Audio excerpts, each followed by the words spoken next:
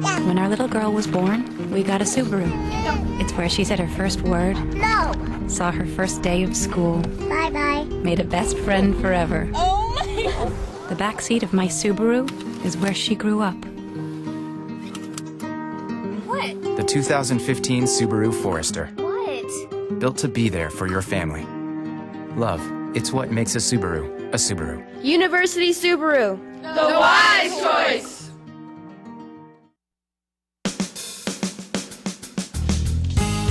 Good morning and welcome to Radio Friends on Wednesday, May the 25th. It's good to have you with us today.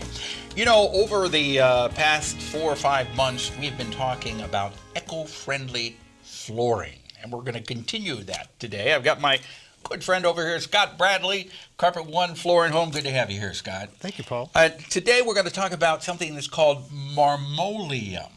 Yes. And it's eco-friendly. It's made from flaxseed. Your animal could eat this floor, and it's not going to hurt them. Will not get sick. Okay. No. All right. So what is Marmoleum? It's a combination of flaxseed, wood flour, pine rosin, a lot of good natural ingredients, natural pigments, and there's nothing bad in it. Is this the same thing that what we knew as linoleum from years ago? The twist with this product is it's called Marmoleum Click. So you can have an eco-friendly floor that you're not allergic to, that you can click together. You don't have to use any messy adhesives to install. Yeah. See, I remember years ago when I was growing up back in the 50s, we had linoleum in the kitchen. And I used to always think of that as being a really inexpensive floor that didn't particularly look all that great. But this stuff now, I mean, it looks classy, doesn't it? Absolutely, and it's a snap to keep clean because it's naturally anti-static, so hair doesn't cling to it, dust doesn't cling to it. So, and when you were talking about it, kind of is this what you call a floating floor? yes, it's not bonded to your floor, your concrete, or your wood in any way. Yeah, you probably saw something like this on This Old House. In fact, our next guest was saying she knew all about this because she saw it on This Old House. I was going to trade places PBS. with her. But it's called a floating floor, and you click it. Here, help me, Scott. You click it together, and when you do, did I do it? Yes, you did. You can't see the seam at all. That line disappears. Yeah, and this lasts for eons, forever.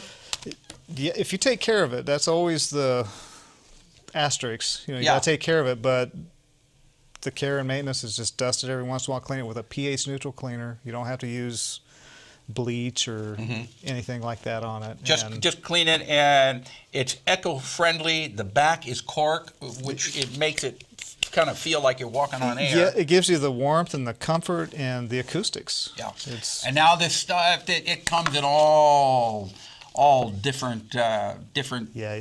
shapes and sizes. I'm and glad colors. there's 26 different patterns there. Okay, all right. And So we if- can combine the squares with the planks to create some whatever kind of design you want. unique patterns that nobody else will have for you. Right.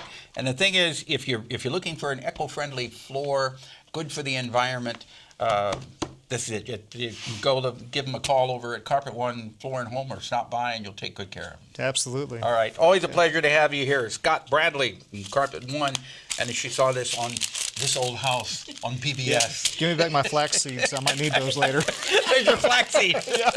All right, Scott. Thank you. Now, we got Maplewood Barn Theatre with us. Good to have you here. Dana Naylor, you were a board member at Maplewood Barn. Yes. Watching This Old House on.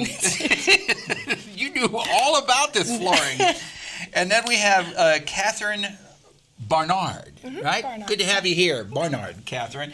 And you're here because Maplewood Barn is doing Godspell, We are. the musical. We are. Godspell the musical. Is it Yes. Godspell or Godspell It's the just musical? called Godspell, but it is a musical, Yeah. and it's actually it's not the older version. It's more of a rewrite version. Well, in this production, you all use your real names as the characters? Yes, we all go by our own names, except for Jesus and Judas. We Okay. go by Jesus and Judas. So you're Catherine and you're a disciple. Yes. It's this production, a lot of music in it? Yes, quite a good variety of songs. We've got like Day by Day and Prepare You the Way. Yeah. Yeah. How long did this take to put together? Which it's pretty grand musical, isn't it? Well, this cast is, what, 10? 10 in it. And auditions were, I'd say, 5 to 6 weeks ago. And then they start rehearsals right after auditions, and they rehearse pretty much every night, off and on, depending on what roles they You got to play. be dedicated. You They have. are. You got to be totally dedicated You have to give love up the craft. every night after doing your day jobs or going to school, and then you're rehearsing at nighttime. You put your heart and soul into this. What does it feel like as you get closer and closer to the opening night? Oh, it's amazing to see it all come together from the beginning when we're all, trying to figure out the songs and the steps and like the dances and things, and everyone's all over the place and nobody knows what's going on.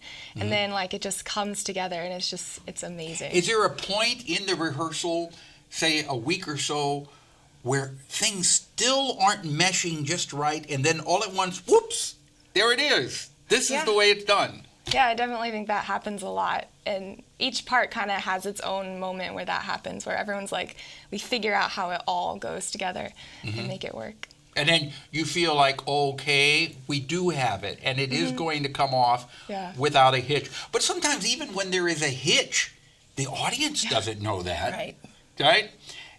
With Godspell, how long a production is it? Is about an hour and a half, 2 hours? It's right around 2 hours. We have a 15-minute intermission. Yeah, So- okay.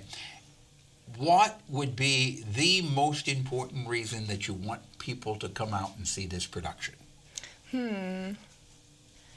I think maybe for the reason that it was written, it was written to like bring like religion and make it a thing that people can understand again instead of being so lofty.